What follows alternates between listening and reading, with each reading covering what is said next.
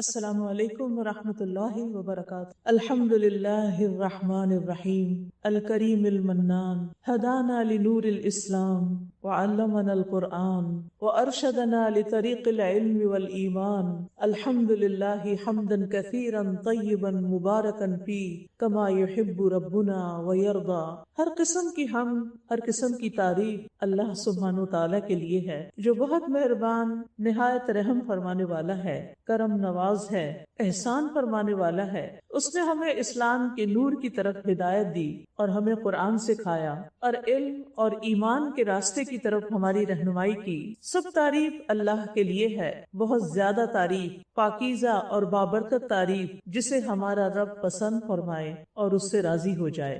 ہماری آج کی گفتگو کا عنوان ہے فتنوں کے دور میں ایمان کی حفاظت، کیونکہ ہماری زندگی میں ایمان سب سے زیادہ قیمتی چیز ہے۔ اگر ایمان ہے تو دنیا میں بھی دل میں سکون ہے، راحت ہے، اطمینان ہے۔ اگر ایمان سلامت ہے تو موت کے بعد کے بھی سارے مرحلے آسان ہیں، ہمیشہ کی زندگی بھی اچھی ہے۔ اور اگر ایمان نہیں تو پھر کچھ بھی نہیں۔ سب سے بڑا مفلس اور فقیر وہ ہے جس کے پاس ایمان نہیں، اور سب سے زیادہ خوش قسمت وہ ہے جس کے پاس ایمان ہے۔ اس لیے ہمیں اپنے ایمان کی حفاظت اپنے مال، اپنی جان، اپنی اولاد، اپنی ہر چیز سے زیادہ کرنی۔ ہم ایسے دور میں رہ رہے ہیں کہ جس میں بہت زیادہ فتنے ہیں۔ فتنے کا کیا مطلب ہے؟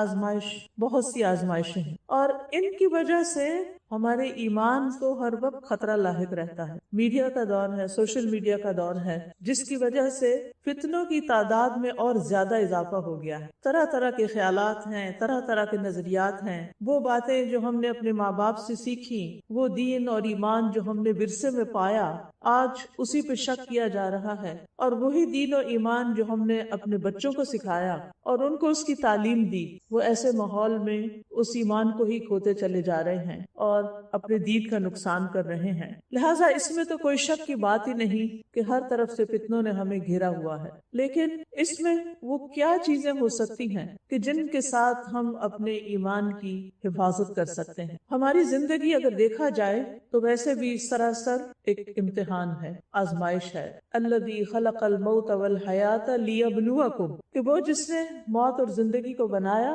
تاکہ تمہارا امتحان لے، تمہاری آزمائش کرے۔ کس بات کا امتحان؟ ایکم احسن عملا، کہ تم میں سے احسن عمل کس کے ہیں، تم میں سے اچھے کام کون کرتا ہے۔ لہٰذا یہ امتحان تو جس دن ہم دنیا میں آئے تھے اس دن سے شروع ہو چکا ہے اور موت تک یہ جاری رہتا ہے، بلکہ کامیابی کا انحصار اس پر ہے کہ ہمارا خاتمہ کس پر ہوتا ہے، کیونکہ حدیث سے پتہ چلتا ہے کہ ایک شخص ساری زندگی نیک عمل کرتا ہے لیکن مرنے سے پہلے کچھ ایسے کام کرتا ہے کہ اس کا خاتمہ بالخیر نہیں ہوتا۔ تو اس لیے یہ فکر کی بات ہے، اور ہمیں اس بات کو ایکسپٹ کر لینا چاہیے کہ ہم سب امتحان میں ہیں۔ یہ دنیا ایک بہت بڑا ایگزامینیشن ہال ہے جس میں ہمارے ہر ایکشن کو، ہماری ہر حرکت کو نوٹ کیا جا رہا ہے کہ ہم کرتے کیا ہیں۔ دنیا کا جب کوئی امتحان دیتے ہیں، آپ ایگزامینیشن ہال میں ہوتے ہیں، آپ 3 گھنٹے میں، 4 گھنٹے میں، جتنا بھی آپ کا ٹائم ہوتا ہے، اس میں آپ جو لکھتے ہیں اس کے بعد آپ آزاد ہوتے ہیں، باہر آ کے آپ فارغ ہو گئے۔ لیکن اس دنیا میں موت تک ہم فارغ نہیں ہو سکتے، ہم اس وقت تک امتحان ہی امتحان میں ہیں۔ لہٰذا بہت ضروری ہے کہ ہم اس بات کا جائزہ لیں کہ ہم اپنے وقت کو کیسے گزار رہے ہیں۔ یہ ایسا نہیں کہ ہمارا امتحان صرف بازار میں ہوتا ہے، یہ ایسا نہیں کہ ہمارا امتحان کسی مسجد میں ہوتا ہے، یہ امتحان ہمارے گھر میں بھی ہے، یہ بازار میں بھی ہے، یہ کسی مال میں بھی ہے، یہ کسی شادی گھر میں بھی ہے، اور یہ مسجد میں بھی ہے۔ ہر لمحہ ہمارے اوپر ایسے کیمراز فٹ ہیں کہ جو ہمارے صرف ظاہر کو نہیں، ہمارے باطن کو بھی کھنگال رہے ہیں کہ ہم کرتے کیا ہیں۔ اس لیے بہت ضروری ہے کہ ہم بہت محتاط زندگی بسر کریں، سوچ سمجھ کر زندگی بسر کریں، اور خاص طور پر ایسے دور میں جس میں اب آزمائشیں ہی زیادہ باقی رہ گئی ہیں، فتنے ہی زیادہ باقی رہ گئے ہیں۔ معاویہ رضی اللہ عنہ کہتے ہیں کہ میں نے نبی صلی اللہ علیہ وسلم سے سنا، آپ فرما رہے تھے دنیا میں صرف آزمائش اور فتنہ ہی باقی رہ گیا ہے۔ یہ 1400 سال پہلے نبی صلی اللہ علیہ وسلم نے فرمایا کہ دنیا میں اب آزمائش اور فتنہ ہی باقی رہ گیا ہے، اور خاص طور پر قیامت کے قریب فتنے زیادہ سے زیادہ ظاہر ہوں گے۔ اس کی بھی نبی صلی اللہ علیہ وسلم نے پیشن گوئی فرما دی۔ صحیح بخاری کی روایت ہے، آپ نے فرمایا قیامت اس وقت تک نہ آئے گی جب تک علم دین اٹھ نہ جائے گا، یعنی لوگوں کی دین کے علم سے کوئی دلچسپی بھی نہیں رہے گی، زلزلوں کی کثرت ہو جائے گی، زمانہ جلدی جلدی گزرنے لگے گا. ہم سب ایکسپیرینس کرتے ہیں کہ وقت جو ہے پتہ ہی نہیں چلتا، پتہ نہیں وقت کدھر جا رہا ہے. پھر فرمایا اور فتنے فساد پھوٹ پڑیں گے اور حرج کی کثرت ہو جائے گی، اور حرج سے مراد قتل ہے، اور تمہارے درمیان مال و دولت کی اتنی کثرت ہوگی کہ ابل پڑے گا، یعنی لوگوں کے پاس مال و دولت بہت کثرت سے آ جائے گا. پھر اسی طرح آپ نے یہ بھی فرمایا کہ علامات قیامت 6 ہیں: میرا فوت ہونا، بیت المقدس کا فتح ہونا، بکری کے سینے کی بیماری کی طرح موت کا لوگوں کو دبوچنا، ہر مسلمان کے گھر کو متاثر کرنے والے فتنے کا ابھرنا. ہر مسلمان کے گھر کو متاثر کرنے والے، یعنی کوئی گھر ایسا نہیں ہوگا کہ جس میں اس کا انفلوئنس نہ ہو یا جس میں اس فتنے کی وجہ سے کوئی پریشانی نہ ہو. آدمی کو 1000 دینار دیے جائیں تو اس کا خاطر میں نہ لانا، یعنی یہ تو کچھ پیسہ ہی نہیں، یہ تو کچھ مال ہی نہیں، کم سمجھنا. اور روم کی غداری اور اسی کے جھنڈوں کے نیچے چلیں گے، اور ہر جھنڈے کے نیچے 12,000 افراد ہوں گے. یہ کچھ اور باتیں ہیں جو آئندہ اللہ بہتر جانتا ہے کہ کس طرح سامنے آتی ہیں، لیکن باقی چیزیں تو ہم نے دیکھ لی. پھر اسی طرح آپ نے یہ بھی فرمایا کہ فتنے جو ہیں بارش کے قطروں کی طرح اتریں گے. اسامہ بن زید رضی اللہ عنہ روایت کرتے ہیں کہ نبی صلی اللہ علیہ وسلم مدینہ کے ٹیلوں میں سے ایک ٹیلے پہ چڑھے، نہیں اوپر جگہ پہ چڑھے. فرمایا جو کچھ میں دیکھتا ہوں کیا تم بھی دیکھتے ہو؟ صحابہ نے کہا نہیں، ہمیں تو کچھ نظر نہیں آ رہا. آپ نے فرمایا میں فتنوں کو دیکھ رہا ہوں جو بارش کے قطروں کی طرح تمہارے گھروں کے اندر داخل ہو رہے ہیں. یعنی نبی صلی اللہ علیہ وسلم تو اللہ کے رسول تھے، خاص چنے ہوئے بندے تھے، تو ان کو کچھ ایسی چیزیں بھی دکھائی جاتی تھی جو ایک عام انسان نہیں دیکھ سکتا. تو آپ نے فتنوں کو گرتے ہوئے دیکھا کہ ہر گھر میں داخل ہو رہے ہیں. اسی طرح آپ نے فرمایا مجھے تمہارے متعلق ان گمراہ کن خواہشات کا سب سے زیادہ فکر ہے، اندیشہ ہے، جن کا تعلق پیٹ اور شرمگاہ سے ہوتا ہے، اور گمراہ کن فتنوں کا بھی ڈر ہے کہ تمہیں فتنے حق سے ہٹا دیں گے، دین سے ہٹا دیں گے، تمہارا ایمان لے جائیں گے. اسی طرح ہم دیکھتے ہیں کہ ہمارا دشمن شیطان بھی فتنہ برپا کرنے کے لیے روزانہ اپنے لشکر بھیجتا ہے. جابر رضی اللہ عنہ کہتے ہیں کہ رسول اللہ صلی اللہ علیہ وسلم نے فرمایا بے شک ابلیس اپنا تخت پانی پر بچھاتا ہے، پھر وہ اپنے لشکر روانہ کرتا ہے. اس کے سب سے زیادہ قریب وہ ہوتا ہے جو سب سے بڑا فتنہ ڈالتا ہے. یعنی ابلیس کے لشکر ہیں اور وہ دنیا میں اپنے لشکر بھیجتا ہے، اور ابلیس سے سب سے زیادہ قریب کون ہے؟ جو سب سے بڑا فتنہ پرداز ہے. ان میں سے ایک آ کر کہتا ہے میں نے فلاں فلاں کام کیا، وہ کہتا ہے تم نے کچھ نہیں کیا. پھر ان میں سے ایک آ کر کہتا ہے میں نے فلاں کو اس وقت تک نہیں چھوڑا یہاں تک کہ اس کے اور اس کی بیوی کے درمیان تفریق کرا دی، طلاق دلوا دی. اور کہا جاتا ہے کہ اب طلاق کی ریشو شادیوں سے بھی زیادہ ہو گئی ہے، بچے شادی نہیں کر رہے، اور جو کر رہے ہیں وہ سیٹل نہیں ہوتے. بس وہ اس کو اپنے قریب کرتا ہے اور کہتا ہے تم سب سے بہتر ہو جو میاں بیوی کو لڑا کر آئے ہو. پھر وہ اسے اپنے ساتھ لگا لیتا ہے، یعنی اس کو اپنے گلے سے لگا لیتا ہے. تو اس سے آپ اندازہ لگائیں کہ کس قدر یہ فتنہ عام ہے کہ اچھے بھلے میاں بیوی کے درمیان چھوٹی چھوٹی باتوں پر آپس کی لڑائی جھگڑا اور آپس کی نوک جھونک اور بدمزگی اور ایسی چیزیں کہ جس کی وجہ سے ان کے باہمی تعلقات خراب ہو جاتے ہیں. تو سوال یہ پیدا ہوتا ہے کہ فتنہ ہے کیا؟ فتنہ ہر وہ معاملہ ہے، ہر وہ چیز فتنہ ہے جو آپ کو اللہ سبحانہ و تعالی سے اور اللہ کی اطاعت سے دور کر دے. یعنی ہر انسان کے لیے وہ چیز فتنہ ہے، چاہے وہ آپ کا سیل فون ہو، چاہے وہ آپ کے بچے ہوں، چاہے وہ آپ کا سپاؤس ہو، چاہے وہ آپ کی جاب ہو، چاہے وہ آپ کا کوئی شوق ہو، کوئی ہابی ہو. ہر وہ چیز، دوبارہ سن لیجئے کہ ہر وہ چیز، ہر وہ معاملہ جو آپ کو اللہ سبحانہ و تعالیٰ سے دور کر دے اور اللہ تعالیٰ کی اطاعت سے دور کر دے. آپ غور کیا کیجئے کہ وہ کون سے کام ہوتے ہیں، وہ کون سی چیزیں ہوتی ہیں کہ جن کی وجہ سے آپ کی نماز دیر سے ہوتی ہے، یا نماز قضا ہو جاتی ہے یا آپ نماز لیٹ کر دیتے ہیں. ہو سکتا ہے وہ آپ کا کوکنگ کا شوق ہو سکتا ہے وہ آپ کا گھومنے پھرنے کا شوق ہو سکتا ہے وہ آپ کا شاپنگ کا شوق ہو. یعنی کون سی چیز ہے؟ ہم میں سے ہر شخص جب کوئی بات سنے تو وہ اپنے آپ کو انالائز کرے. عام طور پر ہوتا ہی ہے کہ جب ہم لیکچر میں جاتے ہیں تو جو بات ہم سنتے ہیں ہم سوچتے ہیں یہ فلاں ہوتا نا اس کو بڑا فائدہ ہوگا، یہ تو اس کے سننے کی تھی، یہ تو فلاں کے لیے ہے، یہ میں فلاں کو جا کے اب بتاؤں گی میں یہ سن کر آئی ہوں. اور ہم اپنے لیے نہیں سوچتے کہ یہ ہمارے لیے ہے. علم کا فائدہ سب سے زیادہ خود ہماری اپنی ذات کو ہونا چاہیے. ہم جو کچھ بھی سیکھیں سب سے پہلے خود فائدہ اٹھائیں اور پھر اس کے بعد دوسروں کو فائدہ پہنچائیں. اگر ہم نے خود کھا لیا تو پھر دوسروں کو کھلانا آسان ہوگا. جو چیز ہم خود نہیں کھا رہے ہوں اور ہم دوسروں کو کہ آپ کھا لیں تو وہ کوئی پرواہ نہیں کرتا. لیکن اگر ہم اپنا ایکسپیرینس بتاتے ہیں کہ میں نے اس کو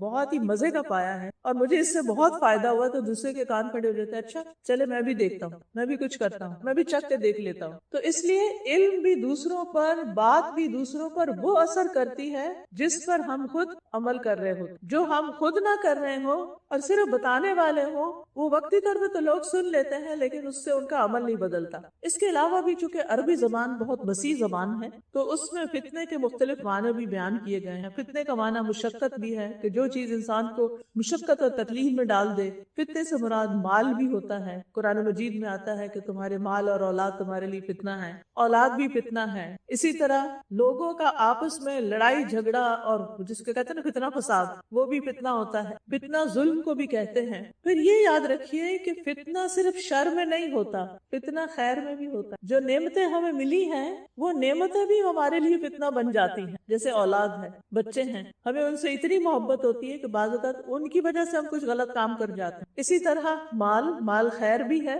لیکن آپ نے دیکھا ہوگا کہ عموماً جب لوگوں کے پاس مال زیادہ آنے لگتا ہے تو پھر کیا ہوتا ہے پھر اتنے ہی وہ اللہ سے دور ہونے لگتے ہیں. وہ مال کو خیر کے کاموں میں، اپنی آخرت بنانے میں خرچ کرنے کی بجائے اپنی دنیا کو ایکسپینڈ کرنے لگتے. پھر وہ اس پہ راضی نہیں ہوتے، پھر اس سے بہتر کی تلاش، بہتر سے بہتر کی تلاش، جس کے نتیجے میں ان کی عبادات بھی ضائع ہوتی ہیں اور ان کے بعض اوقات معاملات بھی خراب ہوتے ہیں. پھر اسی طرح یہ ہے کہ ہر تکلیف بھی ایک آزمائش ہوتی ہے اور ہر راحت بھی آزمائش ہوتی ہے. آپ دیکھیں کہ آپ کو اگر اچھا نرم گرم بستر مل جاتا ہے اور اچھی نیند آپ کو آتی ہے تو پھر صبح فجر کے وقت کب اٹھتے ہیں آپ؟ جن لوگوں کو نیند نہیں آتی وہ پھر اٹھ جاتے ہیں، لیکن جن لوگوں کو بہت گہری نیند کا آنا اللہ کی بڑی رحمت ہے، بڑی نعمت ہے. کیونکہ سلیپ کے بے شمار فائدے ہیں. جن لوگوں کی سلیپ ڈسٹرب ہوتی ہے ان کو بہت سی بیماریاں لاحق ہو جاتی، لیکن اس نعمت کو پا کر جب اللہ اکبر کی آواز آتی ہے، ہمارا الارم بجتا ہے، تو پھر ہم کیا کرتے ہیں؟ ہم سائڈ بدل کے پھر سو جاتے ہیں. تو یہ بھی ہمارے لیے ایک فتنہ ہے.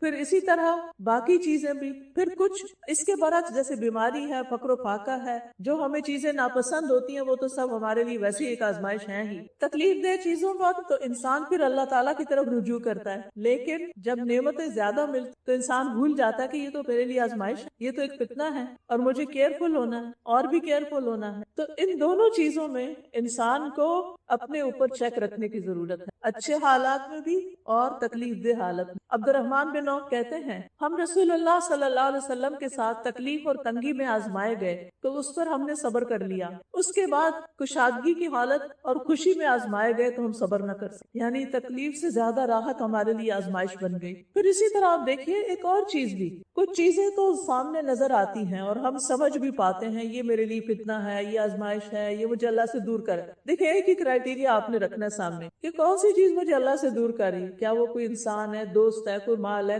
کیا چیز ہے، کوئی شوق ہے؟ تو الرٹ ہو جانا ہے. جہاں بھی آپ اس کی وجہ سے اللہ سے دور ہو رہے ہیں، کوئی نافرمانی کا کام کر رہے ہیں، جو اللہ کو ناراض کرنے والا کام کر رہے ہیں، کچھ چیزیں تو نظر آتی ہیں، لیکن ایک بات اور بھی یاد رکھیے کہ کچھ چیزیں نظر بھی نہیں آتی. کچھ فتنے ہمیں دکھائی بھی نہیں دیتے، کچھ فتنوں کا ہمیں پتہ ہی نہیں چلتا کہ یہ ہمارے لیے فتنہ ہے. وہ تو اور بھی خطرناک بات ہے. آپ دیکھیے کہ اگر آپ کے ہاتھ پہ کوئی پھوڑا نکل آئے تو کیا ہوتا ہے؟ آپ کو فوراً فکر پڑ جاتی ہے، آپ ایک دوا لیتے ہیں، دوسری لیتے ہیں، جب تک وہ ٹھیک نہ ہو جائے آپ روز اس کو دیکھتے رہتے ہیں اب کہاں پہنچے، اب کہاں پہنچے. اللہ نہ کرے کہ اگر کسی کے پیٹ میں کینسر ہو جائے اس کو پتہ بھی نہیں چلتا. اور عموماً پھر کیا ہوتا ہے کہ جب بالکل انسان آخری دم پہ پہنچتا ہے تو پھر ڈائگنوز ہوتا ہے، پھر ڈاکٹر کہتے ہیں ریورسیبل، اب کچھ نہیں ہو سکتا، اب اس کا کوئی علاج نہیں، کیونکہ وہ اندر چھپا ہوا تھا، وہ آپ کو نظر نہیں آیا. آپ نے کہا پیٹ میں درد ہے، چلو یہ ٹوٹکا کر لو، وہ دوا کھا لو، وہ پانی پی لو، مختلف چیزیں کرتے رہتے ہیں. بہت سے لوگ جب بیمار ہوتے ہیں تو اس بیماری کی فکر نہیں کرتے، ڈاکٹر کے پاس نہیں جاتے، خود سے خود ڈاکٹر بن جاتے ہیں اور اپنا علاج خود کرتے رہتے ہیں اور اس نتیجے میں اپنی ڈاکٹری سے اور زیادہ بیمار ہو جاتے ہیں، حتیٰ کہ وہ بیماری ہلاکت خیز بن جاتی. کہنے کا مطلب یہ اس مثال کا کہ کچھ ہماری ہڈن خرابیاں ایسی ہوتی ہیں، کچھ روحانی بیماریاں ایسی ہوتی ہیں، کچھ ایسی ڈیزیزز ہوتی ہیں ہمارے اندر جن کا ہمیں خود بھی پتہ نہیں ہوتا، جن میں سے مثلا نیت کی خرابی.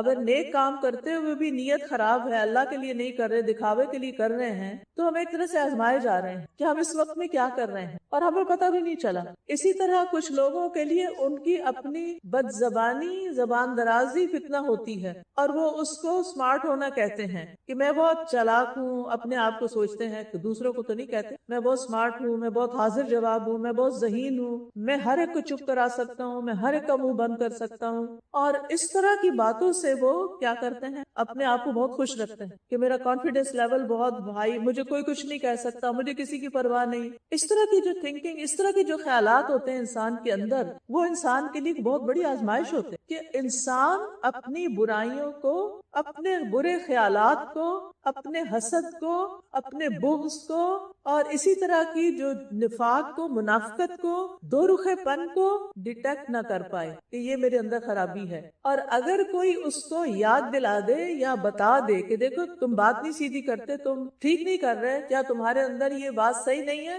تو پھر کیا کرتے ہیں، مائنڈ کر جاتے ہیں، اس سے ناراض ہو جاتے ہیں. لہٰذا وہ خرابیاں اندر ہی اندر پلتی رہتی ہیں، حتیٰ کہ انسان کے منہ سے ایسی باتیں نکلتی ہیں، انسان کے اندر سے ایسے برے کام نکلتے ہیں کہ وہ اس کی ہلاکت کا باعث بن جاتے ہیں. تو بہرحال بعض اوقات لوگوں کے لیے کوئی بھی آفت جو اس کو اس کے مقصد سے پھیر دیتی، اس کے لیے فتنہ بن جاتی ہے، چاہے مال ہو یا اولاد ہو. مال کا فتنہ جہاں تک تعلق ہے وہ کیا ہے، نبی صلی اللہ علیہ وسلم نے فرمایا لوگوں پر ایک وقت ایسا آئے گا جب آدمی کو اس کی کوئی پرواہ نہ رہے گی کہ مال حلال طریقے سے حاصل کیا یا حرام طریقے سے کمایا. بس ان کو کس بات کی فکر ہوگی کہ ہم مال کما لیں، ہمارے پاس زیادہ سے زیادہ مال آ جائے. کہاں سے آتا ہے، کسی کو دھوکہ دے کے آتا ہے، چوری کر کے آتا ہے، لوٹ کے آتا ہے، اس سے کوئی فرق نہیں پڑتا. اسی لیے آپ دیکھیں کہ اس وقت تھیفٹ کی بھی، چوری کی بھی نئی نئی قسمیں ایجاد ہو گئی. آپ کے کریڈٹ کارڈز ہیک ہو جاتے ہیں، آپ کے بینک سے پیسے نکل جاتے ہیں اور پتہ بھی نہیں چلتا. میں ایک دفعہ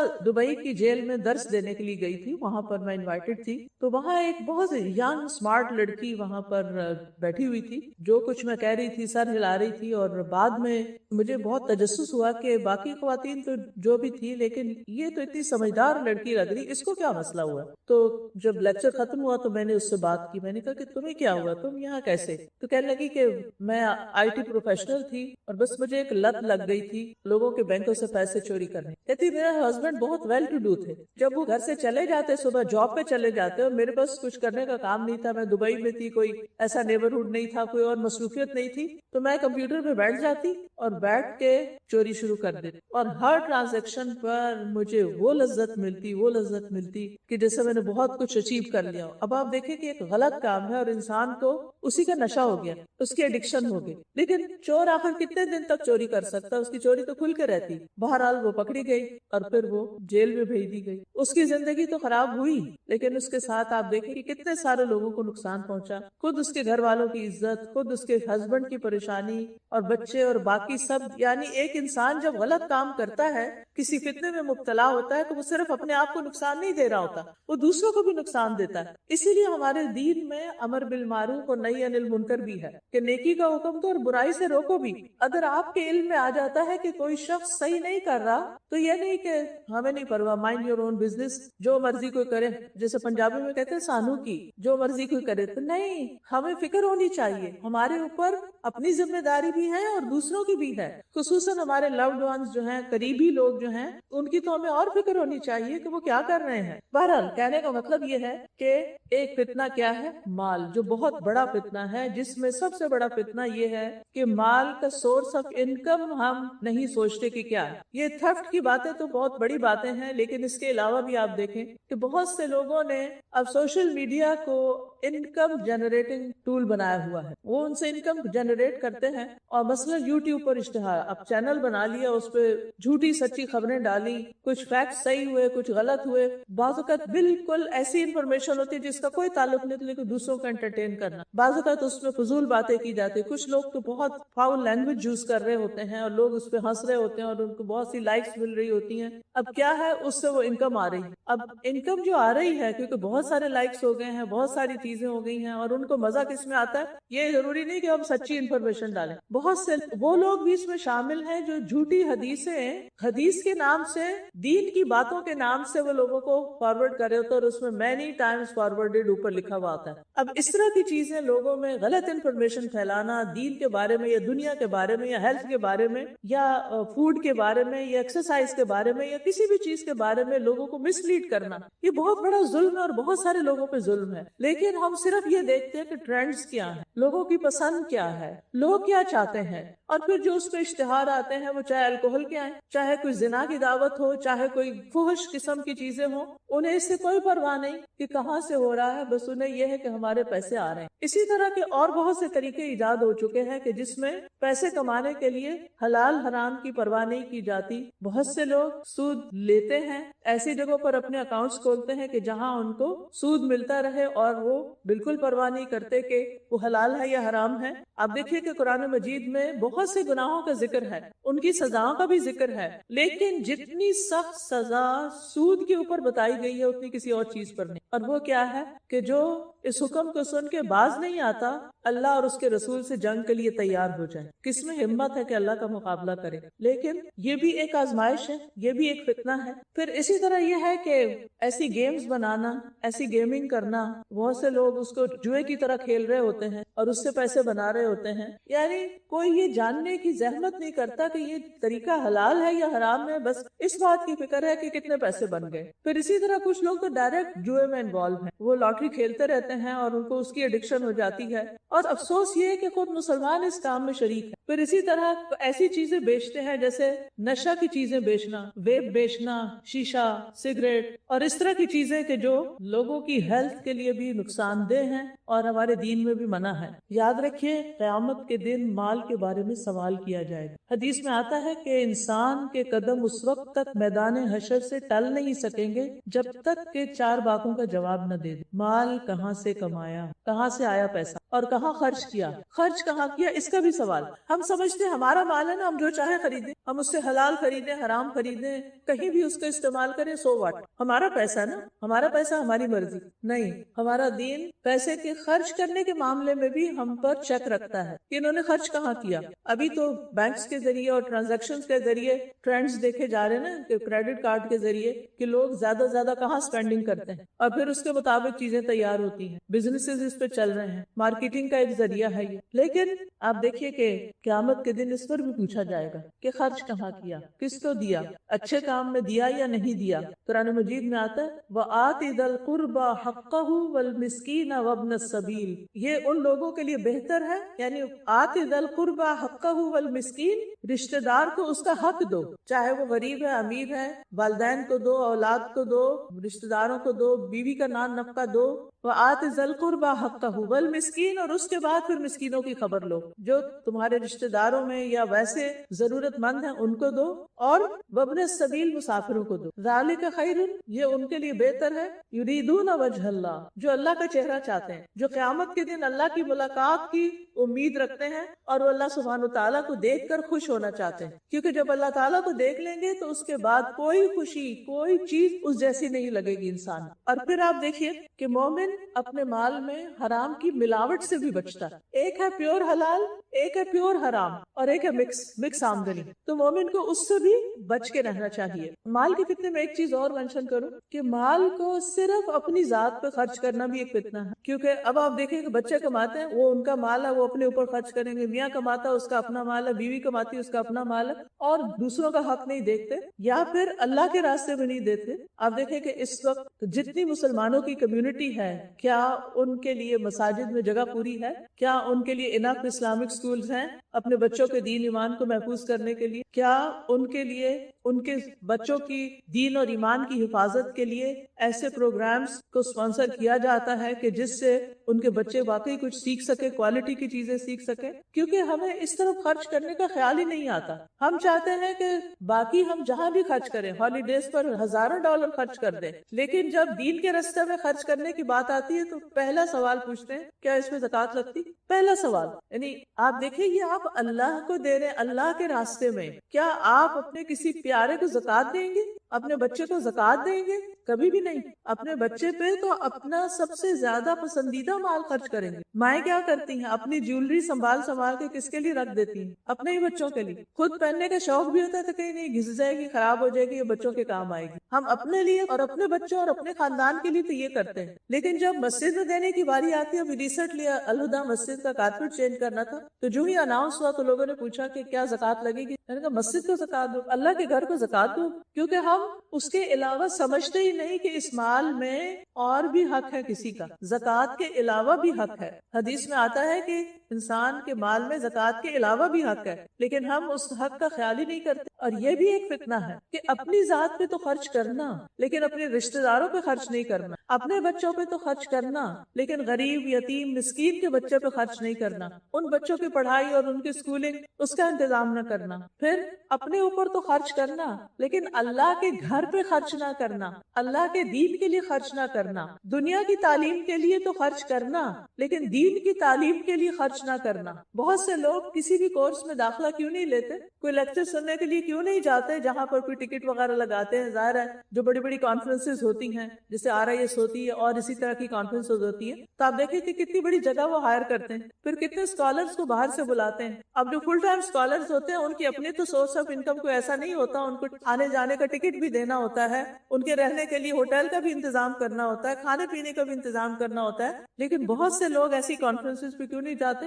اچھا پہلے پوچھیں کہ فری ہے تو چلے جاتے ہیں، اور اگر فری نہیں ہے تو پھر ہم نہیں جا رہے، تو کس کا نقصان ہے؟ علم کا چشمہ بہہ رہا ہے اور آپ صرف اس لیے نہیں جا رہے کہ ہمیں کچھ پیسے خرچ کرنے پڑیں۔ آپ دیکھیں کہ جو مال آپ اللہ کے راستے میں دیتے ہیں اس کے بارے میں قرآن ہمیں کیا بتاتا ہے؟ مثل الذین ينفقون اموالهم فی سبیل اللہ کمثل حبۃ انبتت 7 سنابل فی کل سنبلۃ 100 حبۃ واللہ یضاعف لمن یشاء۔ ان لوگوں کی مثال جو اللہ کے راستے میں مال دیتے ہیں، یعنی مسجد کو دیتے ہیں، کسی مدرسہ کو دیتے ہیں، کہ دین کے کاز کے لیے دیتے ہیں، کوئی اسلامک لٹریچر بانٹتے ہیں، کوئی اور اسی طرح کے کام کرتے ہیں، ان کی مثال ایسی ہے جیسے ایک دانہ بویا جائے جس سے 7 بالیاں نکلے، ہر بالی میں 100 دانے ہوں، ایک دانہ 700 دانے بن جائے۔ ایک چھوٹا سا گندم کا دانہ آپ لگاتے ہیں اور اس سے 700 دانے بن جائے، اتنا زیادہ اللہ تعالیٰ اس کو بڑھا دیتا ہے۔ اور پھر ساتھ ہی فرمایا کہ اللہ تعالیٰ جس کے لیے چاہتا اور بڑھا دیتا ہے، یعنی 700 سے بھی زیادہ دیتا ہے۔ لیکن ہمیں یا تو علم نہیں ہوتا،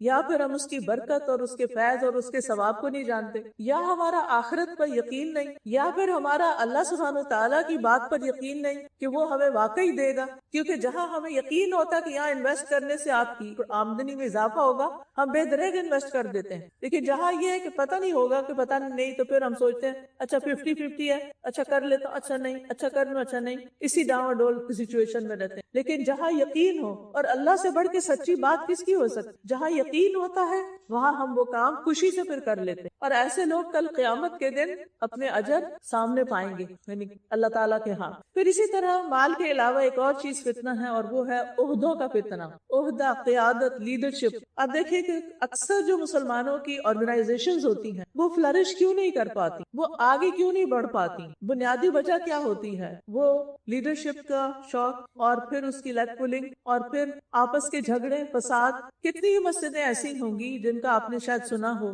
کہ ان کے جو چلانے والے ہیں، بورڈ ممبرانز ہیں، ان میں اختلاف ہے، لڑائی جھگڑے ہیں، مسجد کے نمازیوں میں آپس میں گروہ بندی بنی ہوئی ہے، یا اسی طرح جو اسلامک ادارے ہیں، آرگنائزیشنز ہیں، ان کے اندر فتنہ فساد ہے۔ یہ ایک بہت بڑا فتنہ ہے۔ ہم دین کا کام کسی عہدے کے لیے نہ کریں، نمایاں ہونے کے لیے نہ کریں کہ میری کوئی سے بنے، مجھے لوگ پسند کریں، میری لیڈرشپ ہو، میں لوگوں کو کنٹرول کروں۔ ہرگز بھی یہ تمنا نہیں ہونی چاہیے۔ حدیث میں آتا ہے سید القوم خادمہم، جو قوم کا سردار ہوتا ہے وہ تو ان کا خادم ہوتا ہے، اس کو تو خدمت کرنی ہوتی ہے، اسے تو دوسروں کے کام آنا ہوتا ہے۔ لیکن بہت سے لوگ اس لڑائی میں، اس چپکلش میں نیکی کا کام ہی چھوڑ دیتے ہیں، بد دل ہو کے وہ ادارہ ہی چھوڑ دیتے ہیں اور اپنے آپ کو وڈرا کر لیتے ہیں۔ اور پھر شیطان اس چیز کو اتنا خوشنما بنا کے پیش کرتا ہے کہ لوگ کوئی کام کرنا ہی نہیں چاہتے جب تک ان کو کوئی پوزیشن نہ ملے، اور اس چیز کے شوق میں رہتے ہیں۔ اور پھر پاور کنٹرول، کہ پاور ہماری ہو، ہمارا کنٹرول ہو، ہماری سے ہو، ہماری مرضی ہو۔ اب آپ خود سوچیں کہ جس کام میں کوئی ٹیم ورک نہیں ہوتا، جس میں کوئی مشورہ نہیں ہوتا، جس میں ایک دوسرے کا خیال نہیں رکھا جاتا، پھر اس کام میں برکت کہاں سے ہو سکتی ہے؟ پھر اسی طرح یہ ہے کہ ایک اور فتنہ جو علم کا فتنہ ہے، علم کے فتنے میں کیا ہے کہ صرف دکھاوے کا علم حاصل کرنا، یعنی بڑی بڑی ڈگریاں صرف اس لیے لی جا رہی ہیں کہ اگر ڈگری بڑی ہوگی تو رشتہ اچھا ہوگا، اس کا کوئی یوز نہیں۔ بعض بچیاں ڈاکٹر بن جاتی ہیں لیکن ایک دن بھی پریکٹس نہیں کرتی۔ اب وہ آپ دیکھیں کہ ماں باپ نے فیس دی یا آپ نے قرضہ اٹھایا یا کسی بھی طرح جو کیا، اس کے بعد آپ نے اس علم کو استعمال ہی نہیں کرا۔ یہ وبال جان نے کہ آپ نے اپنے دن اور رات کتابیں پڑھ پڑھ کے لگائیں، ایکسپیریمنٹس کیے، گورنمنٹ نے آپ پہ خرچ کیا، آپ نے خود اپنے پہ کیا، ماں باپ نے کیا، اپنے آپ کو ایک مصیبت میں ڈالے رکھا، اور پھر اس کے بعد آؤٹ کم کیا ہوا، نتیجہ کیا نکلا؟ کچھ بھی نہیں۔ تو پہلے ہی سوچ سمجھ کے اس فیلڈ میں قدم رکھنا چاہیے تھا، نہ کہ صرف دکھانے کے لیے۔ تو یاد رکھیے، کوئی بھی علم چاہے دین کا ہو یا دنیا کا ہو، اس کو دکھانے کے لیے حاصل نہیں کرنا چاہیے، صرف شو آف کرنے کے لیے نہیں، دوسروں کو امپریس کرنے کے لیے نہیں کہ میرے پاس فلاں اور فلاں ڈگری ہے، یا پھر یہ کہ میرا سی وی ایسا ہے۔ اور آپ دیکھیں کہ اس وقت لوگوں کے سی وی لمبے سے لمبے ہوتے چلے جا رہے ہیں، ایک پیج نہیں، 2 3 4 پوری پوری بک بنا لیتے ہیں اب سی وی کی۔ کہیں ہاتھ بھی لگایا تو وہ بھی لکھ دیں گے کہ میں نے خیر کا ہاتھ کسی کے سر پہ رکھا تھا، فلاں چیریٹی میں $5 دیے تھے۔ بہرحال تو اس میں آپ دیکھیے کہ یہ ساری چیزیں اتنا کچھ ہونے کے باوجود بھی جب آپ کسی کو ہائر کرتے ہیں، جو لوگ آپ میں سے ایسے کام پر ہوں گے، تو آپ دیکھیں گے کہ لوگوں کے اندر کام کی کوالٹی کوئی نہیں، بڑی بڑی ڈگریاں ہیں لیکن کرنے کا کام ہی نہیں آتا، بالکل جاہل ان پڑھ کی طرح ہے۔ تو ایسے پڑھائی کا کیا فائدہ کہ جس سے آپ نے زندگی میں فائدہ نہیں اٹھایا؟ کیونکہ قیامت کے دن پھر انسان سے پوچھا جائے گا کہ جو علم تم نے حاصل کیا اس پر عمل کتنا کیا، یعنی اسے کتنا فائدہ اٹھایا، خود فائدہ اٹھایا یا دوسروں کو فائدہ پہنچایا۔ پھر آپ دیکھیے ڈس انفارمیشن، غلط خبریں پہنچانا، لوگوں کو غلط باتیں بتانا، من گھڑت حدیثیں سنانا، سنی سنائی باتیں لوگوں میں پھیلانا، دین کے بارے میں جھوٹی باتیں آگے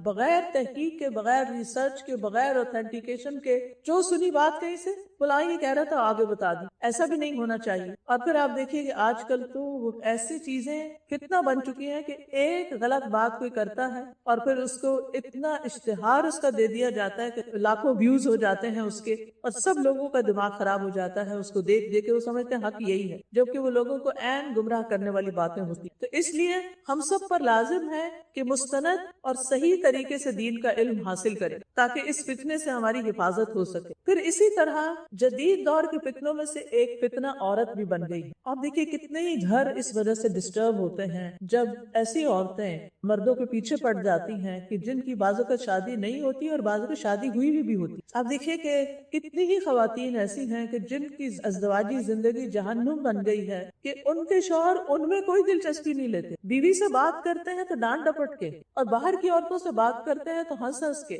پھر آپ دیکھیے کہ گھر میں بھی آتے ہیں تو موبائل ساتھ ہے، واش روم میں جا رہے ہیں تو موبائل ساتھ ہے، کمرے میں آ رہے ہیں تو چاہتے مجھے پرائیویسی چاہیے، میرے آفس کا بہت کام ہے، اور پھر موبائل کھول کے بیٹھ جاتے ہیں۔ رات کو بیوی کی طرف سے منہ موڑ کے دوسری طرف منہ کر لیا، اور جب تک نیند نہیں آتی موبائل پہ کچھ نہ کچھ فضولیات دیکھتے چلے جاتے ہیں، اور پھر اس کے بعد یہ کہ بغیر اللہ کا ذکر کیے، بغیر کوئی دعا مانگے سو جاتے ہیں۔ انسان کو نہیں پتا ہوتا کہ آج کی رات سونے کے بعد میں دوبارہ اٹھوں گا بھی یا نہیں۔ ہم سو کے جب اٹھتے ہیں تو دعا کرتے ہیں، الحمدللہ الذی احیانا بعد ما اماتنا والیہ النشور۔ سب شکر، سب تعریف اللہ کی ہے کہ جس نے ہمیں زندگی بخشی، اس کے بعد کہ ہم مر چکے تھے، یعنی نیند جو ہے وہ موت کی بہن ہے۔ اسی طرح آپ دیکھیے کہ فون پر سکرولنگ کا فتنہ، اس کے بارے میں ایک ریسرچ آئی ہے کہ ایک عام انسان دن میں 90 منٹ سکرولنگ کرتا ہے۔ بس آپ بیٹھے ہیں کسی بھی مارکیٹ پر، پہلے تو مارکیٹ جانا پڑتا تھا نا، گھر میں ہی مارکیٹ، ہاتھوں میں مارکیٹ، کیا آ رہا ہے اور کیا ٹرینڈز ہیں، کیا نیا نکلا ہے، صرف کسی ایک سٹور پہ آپ چلے جائیں آن لائن اور اس کی آپ تصویریں دیکھنا شروع کر دیں اور اس کی آپ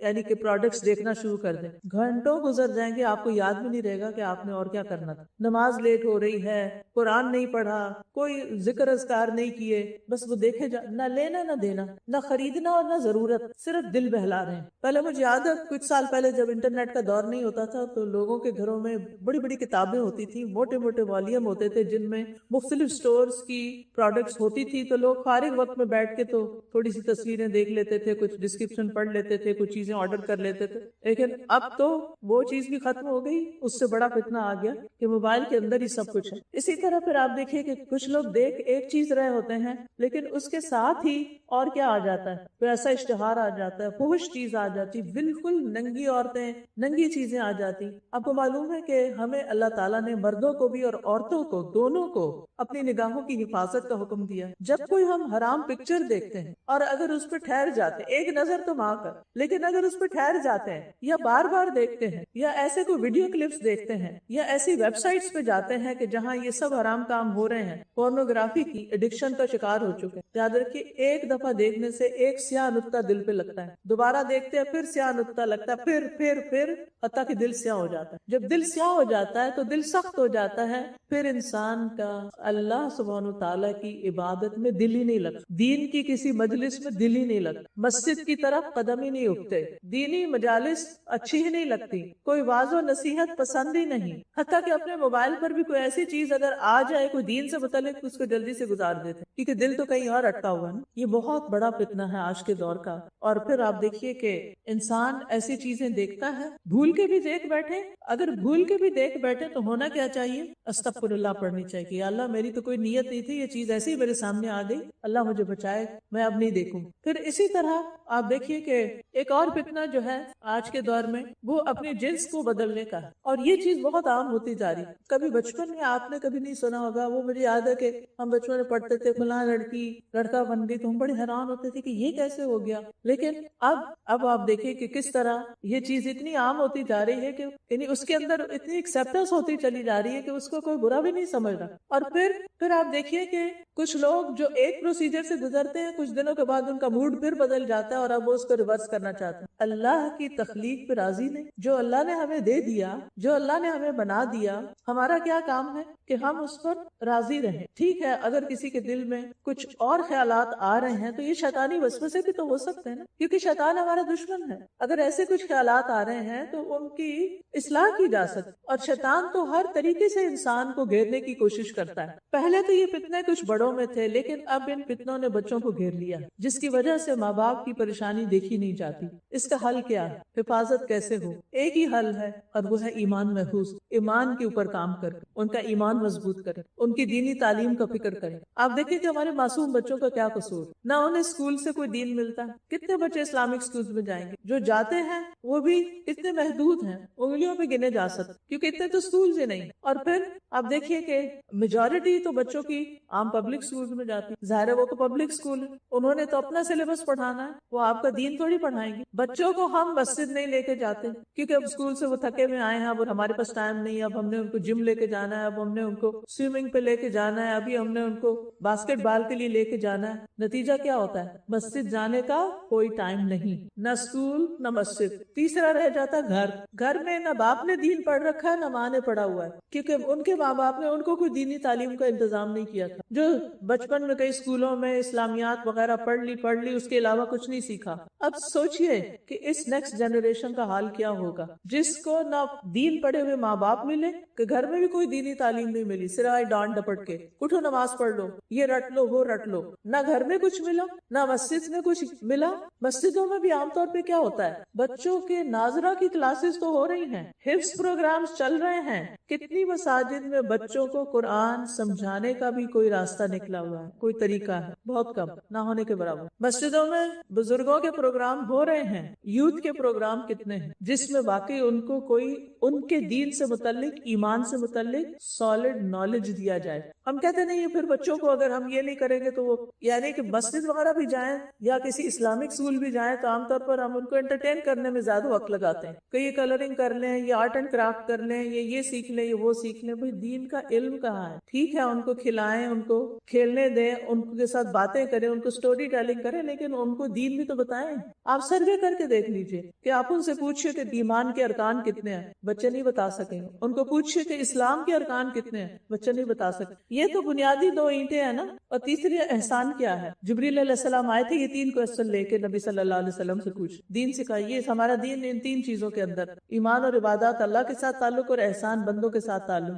تو جب ہمارے بچے دین کے علم کو جانے گے ہی نہیں. سلمان رشدی کا نام آپ کو سنا ہوگا, سب کو معلوم ہے. وہ بیسیکلی انڈین مسلم تھا. وہ اپنے ایک ویڈیو کلپ میں کہتا ہے کہ بچپن میں میرے فادر مجھے مسجد لے جاتے تھے, ساری نماز عربی میں ہوتی تھی اور مجھے کچھ سمجھ نہیں آتی. پھر عید کا خطبہ ہوتا تھا تو میں پوچھتا تھا یہ کیا کر رہے ہیں, وہ بھی عربی میں ہوتا تھا. میرے والد کہتے جو یہ کر رہے ہیں نا بس ویسے ہی کرتے جاؤ, یعنی ویسے ہی ایکشنز کر لو. تو میں نے سوچا کہ جن باتوں کی مجھے سمجھ نہیں آتی میں اس دین کو کیوں اختیار کروں, تو میں نے دین چھوڑ دیا کیونکہ مجھے سمجھ ہی نہیں آتی تھی. آج کتنے ہی بچے یہ کہتے ہیں کیا عربک میں قرآن پڑھنا ضروری ہے, کہتے ہیں نا. مجھ سے تو بہت سے بچوں نے پوچھا کیا عربک میں پڑھنا ضروری ہے, ہمیں کچھ سمجھ تو آتا نہیں. اسی لیے آپ دیکھیے کہ سمجھے بغیر پڑھے جا رہے ہیں پڑھے جا رہے ہیں پڑھے جا رہے ہیں. ماں باپ خوش ہیں ہم نے ختم کروا دیا, ناظرہ پڑھا دیا, اب برکت ہو جائے گی, لیکن ان کو کوئی پتہ نہیں اس کا مطلب کیا ہے. یہاں کے بچے آنکھیں بند کر کے چیزیں نہیں لیتے, وہ فتنوں سے گرے ہوئے ہیں. ان کے بہت سے چیلنجز ہیں. آپ کو انہیں ٹائم دینا ہے, آپ کو ان کو وقت دینا ہے, آپ کو انہیں محبت دینی ہے,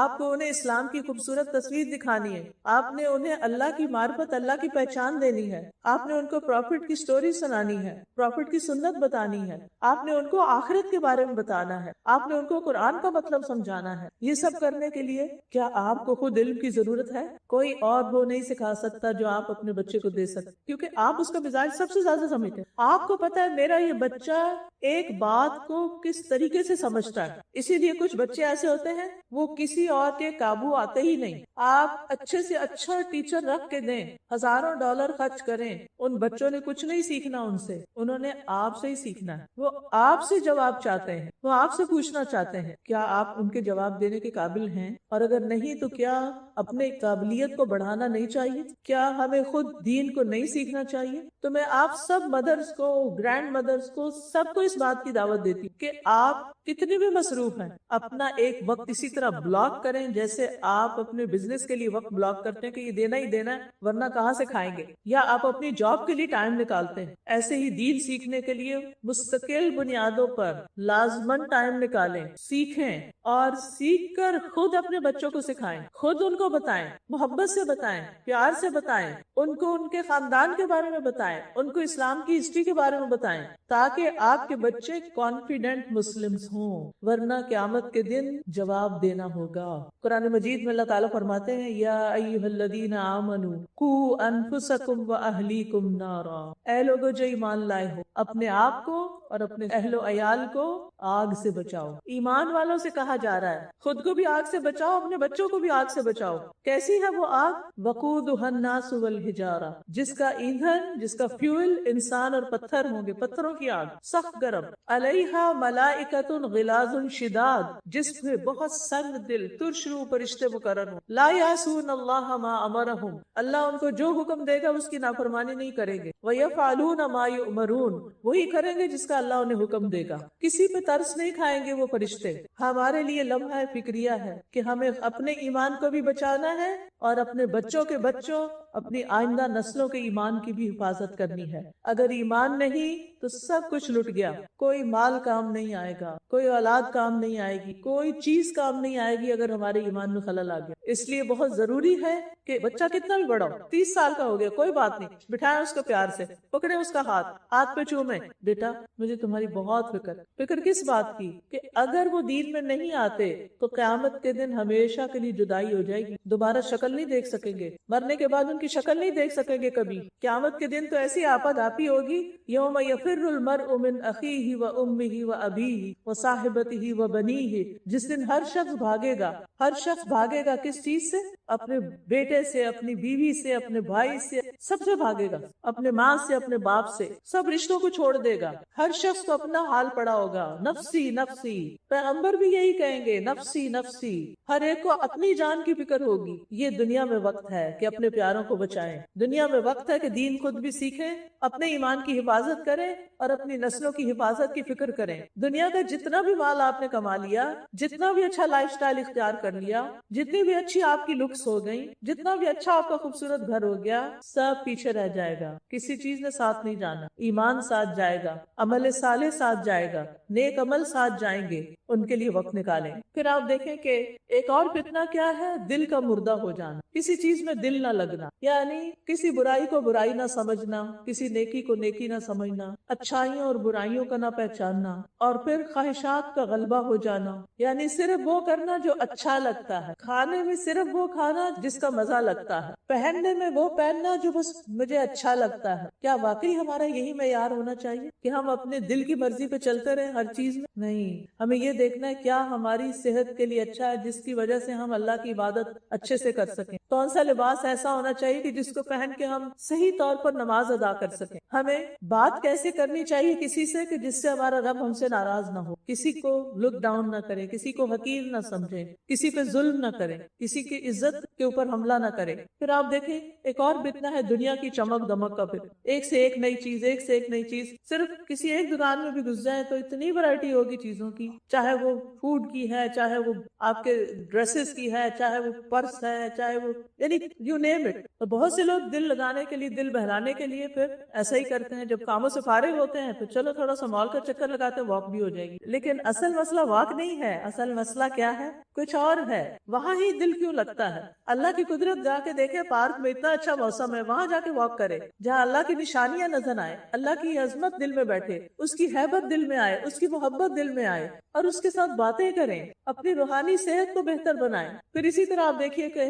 اخلاقیات کے بارے میں مختلف فتنے، یعنی لوگوں کے ساتھ جو معاملات ہیں ہمارے، اپنے رشتہ داروں کے ساتھ، اپنے گھر والوں کے ساتھ، اپنے بچوں کے ساتھ، اور بچوں کے آپس میں ریلیشن شپ، ان پر نظر ڈالیں وہ کیسے ہیں، ان کی کتنی اصلاح کی ضرورت ہے۔ اور پھر سب سے بڑا فتنہ دجال کا فتنہ، یعنی فتنے تو ہیں ہی لیکن سب سے بڑا فتنہ دجال کا فتنہ۔ جب وہ باہر آ جائے، ابھی دجال آیا نہیں، جب آئے گا تو کیا حال ہوگا؟ وہ زمین سے کہے گا اپنی پیداوار نکالو اور وہ اگا دے گی فوراً، لوگوں کا ایمان خراب ہو جائے گا دیکھ کے کہ یہ تو واقعی خدا، وہ اپنے آپ کو خدا کہے گا کہ میں خدا ہوں، تو لوگ اس کے پیچھے لگ جائیں گے۔ پھر اسی طرح وہ آسمان سے کہے گا بارش برسے، بارش برسنے لگے گی، اس وقت مومن بھی ہل جائے گا، اور جو اس کی بات نہیں مانے گا وہ اس کو کھانا نہیں دے گا، فوڈ پر اس کا پورا کنٹرول ہو جائے گا۔ تو صحابہ کو پریشانی ہوگی کہ اس وقت پھر ہم کیا کھائیں گے؟ آپ نے فرمایا مومنوں کی خوراک اس وقت وہی ہوگی جو فرشتوں کی ہے۔ فرشتے کیا کھاتے ہیں؟ کچھ کیا پڑھتے ہیں؟ تسبیح، سبحان اللہ و بحمدہ سبحان اللہ العظیم، یعنی تسبیح کی کثرت۔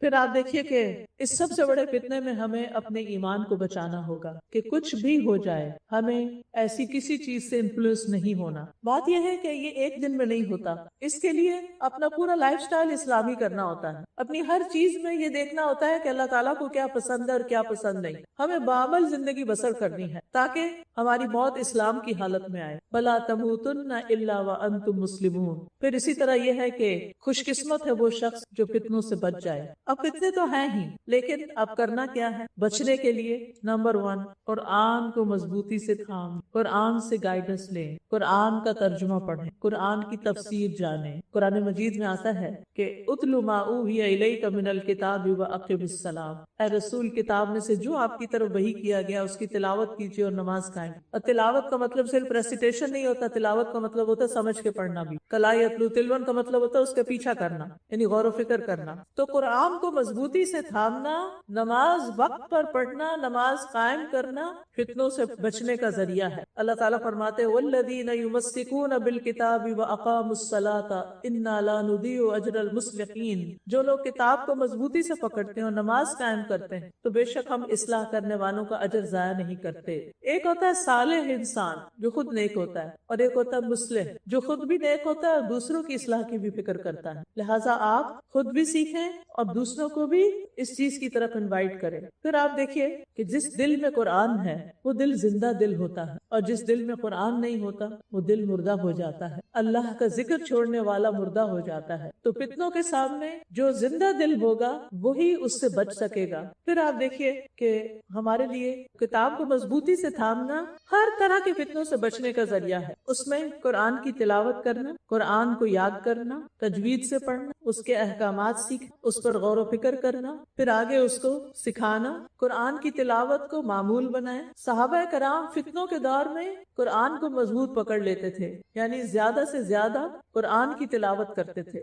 آج کل لوگ پڑھتے کم ہے، سنتے زیادہ ہے، اور سنتے ہوئے باتیں بھی بہت کر رہے ہوتے ہیں۔ وہ سمجھتے گھر میں لگا دیے سورۃ البقرہ بس سب کافی ہے، سب پروٹیکشن ہو جائے گی، خود کھول کے نہیں پڑھتے۔ اور بعض لوگ کہتے کہتے ہیں صرف قاریوں کی خوبصورت آواز کے پیچھے جاتے ہیں، فلاں قاری کو لگاؤ، فلاں قاری کو لگاؤ. یہ کہنا چاہیے قرآن مجید سناؤ، یہ نہیں کہنا چاہیے قاری کو لگاؤ، کیونکہ اس میں نیت کیا ہے کہ ایک اچھی آواز سے بس محظوظ ہو جائیں. یہ نیت نہیں ہونی چاہیے. اللہ کے کلام کو توجہ سے سننا چاہیے. پھر آپ دیکھیے کہ قرآن کا کچھ نہ کچھ حصہ یاد کرتے رہنا چاہیے، اور پھر قرآن کو سمجھنے کی پوری کوشش کرنی چاہیے. دنیا میں سب سے زیادہ پڑھی جانے والی کتاب قرآن ہے. روزانہ کچھ نہ کچھ قرآن سے سیکھیں، سنیں. شاید آپ کو وہ لرن قرآن ایپ کے بارے میں بتایا ہوگا، اینڈرائیڈ پہ بھی ہے اور آئی فون پر بھی. اس میں ایک ایک آیت کی تجوید، ترجمہ اور تفسیر بتائی گئی. جب آپ اپنی جاب پر جا رہے ہیں یا کوکنگ کر رہے ہیں یا کوئی بھی کام کر رہے ہیں تو آپ گھر میں یا اپنے راستے میں روزانہ کی بنیاد پر ایک یا دو آیتیں لازماً سیکھیں اور کنسسٹنسی کے ساتھ شروع سے لے کے آخر تک قرآن مجید کو سن جائیں، کیونکہ قرآن کو چھوڑنا خطرناک کام ہے. قیامت کے دن اللہ کے رسول صلی اللہ علیہ وسلم فرمائیں گے، یا ربی ان قوم اتخذوا هذا القرآن مہجورا، اے میرے رب میری قوم نے قرآن کو چھوڑ دیا تھا. پھر رسول اللہ صلی اللہ علیہ وسلم کی سفارش کیسے ہوگی؟ پھر اسی طرح یہ ہے کہ گھروں کے اندر قرآن ضرور پڑھنا چاہیے تاکہ شیاطین اور فساد اور فتنے اور لڑائیاں اور جھگڑے اور بے برکتیاں اور بدمزگیاں ختم ہوں. پھر اسی طرح آپ دیکھیے کہ جس گھر میں قرآن نہیں پڑھا جاتا اس گھر کی خیر و برکت کم ہو جاتی ہے. پھر نماز کی حفاظت، فتنوں سے بچنے کے لیے دوسری اہم چیز نماز ہے، اور نماز اقامت صلاۃ، یعنی مرد حضرات مسجد میں خود بھی آئیں اور بچوں کو بھی لے کر آئیں، کیونکہ مردوں کے لیے مسجد کی نماز لازم ہے. ٹھیک ہے اگر مسجد سے بہت دور ہے، لیکن کوئی نہ کوئی وقت ضرور نکالے کہ جس میں مسجد جائیں، کیونکہ مسجد میں آنے سے انسان کا ایمان بڑھتا ہے. یہ ایمان کی حفاظت کا ذریعہ ہے اور باجماعت نماز ادا کرنے کا ثواب بھی زیادہ ہے. پھر اسی طرح یہ ہے کہ نوافل کو گھر میں ادا کرنا چاہیے. میں پڑھ رہی تھی ایک واقعہ کسی کا کہ ایک بڑا شخص ایک شیخ کے پاس آیا، کہنے لگا شیخ میرے گھر میں بہت لڑائی جھگڑا ہوتا ہے، بہت فتنہ فساد ہے، مجھے کوئی طریقہ بتائیں کہ میں اس کو کیسے ٹھیک کروں، بچے بہت لڑتے ہیں آپس میں. تو شیخ نے پوچھا کہ کیا تم وتر کی نماز پڑھتے ہو؟ کہنے لگا وتر کیا ہوتا ہے؟ اچھا یہ بتاؤ چاشت کی نماز پڑھتے ہو؟ کہنے لگا چاشت کیا ہوتا ہے؟ کہا کوئی نفل گھر میں نہیں پڑھتے، وتر گھر میں نہیں پڑھتے. کہنے لگا نہیں. کہنے لگا اچھا جاؤ وتر پڑھنا شروع کرو، چاشت کی نماز پڑھنا شروع کرو، پھر میرے پاس آنا. اور واقعی کچھ دن تک جب ان نمازوں کی پابندی ہوئی تو گھر کے حالات بہتر ہو گئے. آج ہم میں سے بہت سے لوگ اپنے گھروں کے اندر بے برکتی کا شکار ہیں. گھروں کے اندر نمازوں کو عام کریں، میک شور کہ ہر بالغ بچہ نماز پڑھتا ہو، خود بھی نماز پڑھنے والے ہوں. اور فتنوں سے حفاظت جب بھی ہو سکتی ہے جب ہم اپنی اصلاح کریں اور اپنے گھر والوں کی کریں. گھر سے شروع کریں. آپ اپنے پاس کے بارے میں، اپنے گرینڈ پیرنٹس کے بارے میں اور اچھی چیزیں بچوں کے ساتھ شیئر کیا کریں سٹوری کی شکل میں. پھر اسی طرح نیکی اور خیر کے کام کرنا، دوسروں کے کام آنا. درد دل کے واسطے پیدا کیا انسان. ہمیں کیا کرنا چاہیے؟ صرف اپنی ذات کے فائدے کے لیے نہیں جینا، اوروں کو بھی فائدہ پہنچانا. زندگی کو غنیمت سمجھنا ہے، لوگوں کے لیے وہی پسند کرنا ہے جو اپنے لیے پسند کرنا ہے، لوگوں کو دین کی طرف بلانا ہے. پھر اسی طرح صرف کرنے سے نہیں کام چلتا جب تک حرام چیزوں سے بچا نہ جائے. لہذا فتنوں سے بچنے کے لیے حرام اور گناہ کے کاموں کو چھوڑنا ہوگا اور صرف اللہ کے ڈر سے چھوڑنا ہوگا. اور پھر اپنے ظاہر سے زیادہ اپنے دل کے خیالات کی حفاظت کرنی، نیگیٹو تھنکنگ سے بچنا ہے، اپنی نظروں کی حفاظت کرنی ہے، اپنی زبان کی حفاظت کرنی ہے، لوگوں پہ بے جا تبصرے نہیں کرنے، خود اپنی ذات سے کسی کو تکلیف نہیں دینا، خواہشات کی پیروی نہیں کرنا، منافقت سے بچنا ہے اور اپنی ذات کی فکر اپنے ایمان کے حوالے سے کرنی ہے اور فتنوں کا انکار کرنا ہے. پھر نیک لوگوں کا ساتھ اپنانا. 3 چیزیں لازم پکڑیں جو آپ کو دنیا میں بھی فائدہ دیں گی اور آخرت میں بھی. ان میں سے سب سے پہلی چیز ایمان. اپنے ایمان کو کسی قیمت پہ کم نہ ہونے دیں. اگر ایمان تھوڑا نیچے ہو رہا ہے نا تو فوراً کوئی ایسا طریقہ اختیار کریں نیکی کے کام کرنے کا جس سے آپ کا ایمان بوسٹ ہو. پہلی چیز کیا ہے؟ ایمان. دوسری چیز ہے علم، اور علم میں بھی خاص طور پر قرآن کا علم. قرآن شفا ہے، دلوں کے زخموں کو صاف کر دیتا ہے، نیگیٹیوٹی کو دور کر دیتا ہے، ہمارے باطن کو چمکاتا ہے. قرآن نبی صلی اللہ علیہ وسلم کے دل پہ اترا ہے. تیسری چیز اچھا دوست، اچھا مخلص مینٹور. اگر آپ کی زندگی میں یہ 3 چیزیں تو آپ خوش قسمت لوگ ہیں. اگر کسی چیز کی کمی ہے تو اس کمی کو پورا کیجیے. فتنوں سے حفاظت کے لیے 3 چیزیں اختیار کیجیے. نیک لوگوں کی مجلس اختیار کیجیے، ان کے پاس بیٹھیے، ان کے پاس جائیے، اہل ایمان کی مجلس تلاش کیجیے اور بری دوستیاں اور برے ماحول اور ایسے لوگوں کو چھوڑ دیجیے دیجئے جو آپ کو دین سے دور کرنے والے، آپ کے ایمان میں خلل ڈال رہے ہیں۔ اور پھر آخری چیز دعا کرنا، خوب خوب دعائیں کرنا کہ اللہ سبحانہ وتعالی ہمیں فتنوں سے محفوظ رکھے، ہماری آزمائشوں کو دور کر دے، ہمیں اپنا قرب عطا کرے۔ اللہم انی اعوذ بک من الفتن ما ظہر منها وما بطن، اے اللہ ہم فتنوں سے تیری پناہ مانگتے ہیں، خواہ وہ نظر آ رہے ہیں یا چھپے ہوئے ہیں۔ اے اللہ تو ہماری حفاظت فرما۔ اللہ توکلنا ربنا لا تجعلنا فتنة للقوم الظالمین ونجنا برحمتک من القوم الکافرین۔ ربنا علیک توکلنا وإلیک انبنا وإلیک المصیر۔ ربنا لا تجعلنا فتنة للذین کفروا واغفر لنا ربنا انک انت العزیز الحکیم۔ نعوذ باللہ من سوء الفتن، اللہم انا نعوذ بک ان نرجع على اعقابنا او ان نفتن فی دیننا۔ اے اللہ ہم اس بات سے تیری پناہ میں آتے ہیں کہ الٹے پاؤں پھر جائیں یا اپنے دین کے متعلق کسی فتنے میں مبتلا ہوں۔ اللہم انا نعوذ بک من عذاب جہنم ونعوذ بک من عذاب القبر ونعوذ بک من فتنة المحیا والممات ونعوذ بک من شر فتنة المسیح الدجال۔ یا اللہ ہمیں ظاہری اور باطنی فتنوں سے محفوظ رکھنا، یا اللہ ہمیں مال کے فتنے سے محفوظ رکھنا، اللہ فقر اور غربت اور محتاجی کے فتنے سے محفوظ رکھنا، یا اللہ ہمیں دن اور رات کے فتنوں سے محفوظ رکھنا، یا اللہ دنیا کے فتنے سے محفوظ رکھنا، اللہ گمراہ کن فتنوں میں پڑے بغیر اپنی ملاقات کا شرف عطا کرنا، اللہ دجال کے فتنے سے ہماری حفاظت کرنا۔ اللہم انی اعوذ بک من الکسل والحرم والجبن والبخل وفتنة المسیح الدجال وعذاب القبر۔ اللہم انا نعوذ بک من عذاب القبر ومن فتنة القبر۔ اللہم انا نعوذ بک من فتنة النار وعذاب النار ومن شر الغنى والفقر۔ یا حی یا قیوم برحمتک نستغیث۔ یا اللہ جتنی بہنیں آئی ہیں ان سب کا آنا قبول فرما۔ یا اللہ جو کچھ بھی باتیں ہوئی ہیں ان میں سے جو صحیح ہیں وہ ہمارے دلوں پہ اتار دے، ہمارے عمل میں لا دے۔ اگر کوئی بات ناسمجھی میں کہہ دی ہے تو یا اللہ تو اس کو ہم سے دور کر دے، ہمارے سینے سے محو کر دے۔ یا رب العالمین ہمیں نفع مند علم عطا فرما، ہمیں پاکیزہ رزق عطا فرما، ہمیں خشوع والا دل عطا فرما، اپنے آگے گڑ گڑانے والا بنا۔ اللہ اپنے پہ توکل کرنا سکھا۔ اللہ تمام بیماروں کو صحت عطا فرما۔ اللہ سب کی اولاد کو ہدایت عطا فرما۔ اللہ سب کی اولاد کو ان کی آنکھوں کی ٹھنڈک بنا۔ یا رب العالمین جتنی بھی بہنیں آئی ہیں ان کے دلوں میں جو دعائیں ہیں، جو نیک تمنائیں ہیں، یا رب ان کو پورا کر دے۔ یا اللہ سب کی مشکلات آسان کر دے۔ یا اللہ سب کے دکھ دور کر دے، سب کے غم دور کر دے، سب کی پریشانیاں دور کر دے۔ یا اللہ ہمیں اپنی اولاد سے آنکھوں کی ٹھنڈک نصیب فرما۔ یا اللہ ہمارے سارے کام آسان فرما دے۔ یا اللہ ہمارے والدین پر اپنی رحمت نازل فرما۔ اللہ ہم سب کو حلال رزق عطا فرما، حرام سے بچا۔ اللہ ہمیں ان کاموں کی توفیق دے جن سے تو راضی ہو جائے۔ اللہ اس مسجد کو بہترین طریقے سے آباد کر دے یا رب العالمین، کہ بہت بڑی مسجد بن جائے اور اس میں ہم سب کا حصہ ہو اور سب کے لیے صدقہ جاریہ ہو۔ یا اللہ جو لوگ اس مسجد کا انتظام کر رہے ہیں ان کو بہترین جزائے خیر عطا فرما۔ یا اللہ جنہوں نے اس مجلس کا اہتمام کیا ان کو بھی بہترین جزائے خیر عطا فرما۔ اللہ جو بہنیں چل کے آئی ہیں، سواریوں پہ آئی ہیں، اپنا وقت نکالا ہے، یا اللہ یہ سب ان کے حق میں نیکی بن جائے اور صدقہ جاریہ بن جائے۔ ربنا تقبل منا انک انت السمیع العلیم وتب علینا انک انت التواب الرحیم، وصلی اللہ تعالی علی خیر خلقہ محمد وعلی آلہ واصحابہ واہل بیتہ اجمعین برحمتک یا ارحم الراحمین۔ السلام علیکم ورحمۃ اللہ وبرکاتہ۔